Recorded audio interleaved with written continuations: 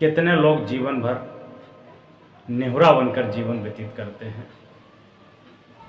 जो जीवन में नेहुरा बनकर जीवन व्यतीत करता है, ऐसे लोगों के जीवन में कोई मान प्रतिष्ठा नहीं होती है, समाज में कोई वैल्यू नहीं होती है, समाज में कोई इज्जत नहीं होती है और समाज में उनका कोई अस्तित्व भी नहीं होता है। ऐसे वही लोग होते हैं जो समय से निर्णय नहीं ले पाते हैं, जो समय से कार्य नहीं कर पाते हैं और पूर्णतः दूसरों पर निर्भर रहते हैं। अपने आदमियों को इग्नोर करते हैं, अनदेखा करते हैं और दूसरे लोगों से चापलूसी करते हैं, दूसरों को सगा मानते हैं, दूसरों के पास बैठकर ऐसे हंसते मुस्कुराते हैं कि जैसे इंद्र का सिंहासन इन्हें ही मिल गया हो, और अपनों के पास ऐसे मरा मरा सब मुँह लेकर के आते हैं जैसे रक्तदान से शिविर से आ रहे हों और सारा खून इनका निकाल लिया गया हो। अपनों पर गुस्सा करते हैं, अपनों को आंख दिखाते हैं और दूसरों के साथ ऐसे प्रसन्न होते हैं, ऐसे मुस्कुराते हैं जैसे इंद्रलोक का सारा सुख इन्हें ही मिल गया हो। ऐसे नेहुरा लोग जीवन में कभी सफल नहीं होते हैं। पूरा जीवन उनका दूसरों की बागडोर में होता है। वह सिर्फ समाज की एक कठपुतली होते हैं। कठपुतली को जैसे नचाया जाता है वैसे कठपुतली नाचती है। उसका ना अपना कोई पावर है, ना कोई अपनी ताकत है, न बुद्धि है, न विवेक है। कठपुतली तो काठ की बनी होती है, धातु की बनी होती है, उसमें कोई जीवात्मा भी नहीं होता है और ना ही उसमें कोई जीव होता है।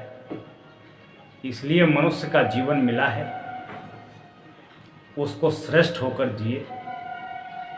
भगवान कृष्ण को मनुष्य का जन्म मिला था, भगवान राम को मनुष्य का जीवन मिला था।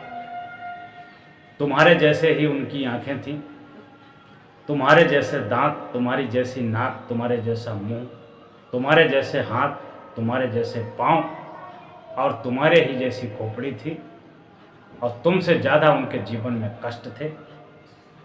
उन्होंने अपने गुणों और प्रतिभा को निखारा। मानव कल्याण के लिए उन्होंने नैतिक कार्य किए, धर्म के पथ पर चले, सत्य के पथ पर चले और अपने जीवन को महान बनाया। महान बनाने के बाद में राम और कृष्ण दोनों लोग हमारे भारत देश में हिंदू समाज के कल्याण के लिए उभर कर भगवान के रूप में आए, भगवान के रूप में आए। लेकिन कुछ लोग तुच्छ बुद्धि के लोग, छोटी बुद्धि के लोग, गुलामी करने वाले लोग जीवन में नेहुरा बनकर ही रह जाते हैं।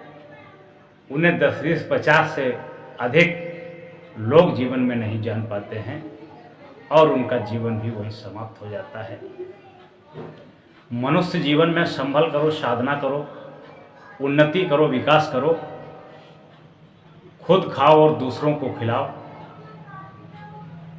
मानव सेवा, समाज सेवा का कार्य करो ताकि तुम्हारी भी मान प्रतिष्ठा रहे और तुम्हारे कर्मों से दूसरों को लाभ हो, तुम्हारी वाणी से दूसरों को लाभ हो, तुम्हारे कर्मों से दूसरों को लाभ हो, तभी तुम मानव कहलाने योग्य हो। खाना पीना, सोना और भोगना तुमसे तो अच्छा ये जानवर भी कर लेते हैं। अगर तुम्हारा सारा जीवन खाने पीने और सोने भोगने में ही चला गया तो तुमने जानवर से ज़्यादा कुछ नहीं कर पाया। इसलिए मानव हो, मनुष्य हो, देव स्वरूप आत्मा हो, देवतुल्य हो, ईश्वर का अंश हो, बुद्धि विवेक को विकसित करो, सत्य और कल्याण के मार्ग पर चल करके जीवन को कृतार्थ बना लो, जीवन को धन्य बना लो। तुम्हारी संसार में पूजा होने लगेगी, तुम्हारी संसार में महिमा होने लगेगी, तुम पूज्य बन जाओगे, निहुरा नहीं रहोगे।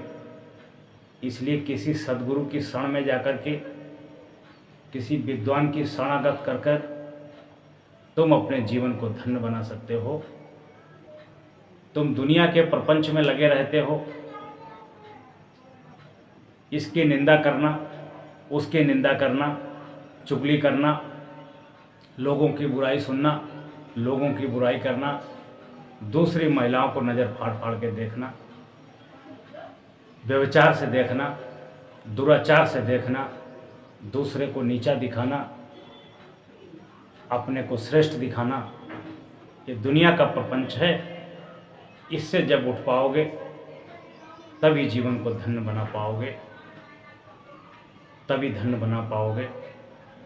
लोगों ने कहा है कि ईश्वर नीचे नहीं, ईश्वर ऊपर रहता है।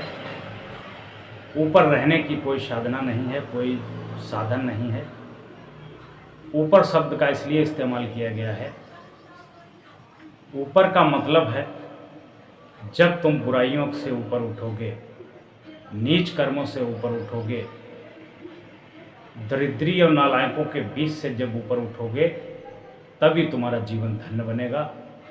इसीलिए कहा गया है कि ऊपर उठ के जो कार्य करता है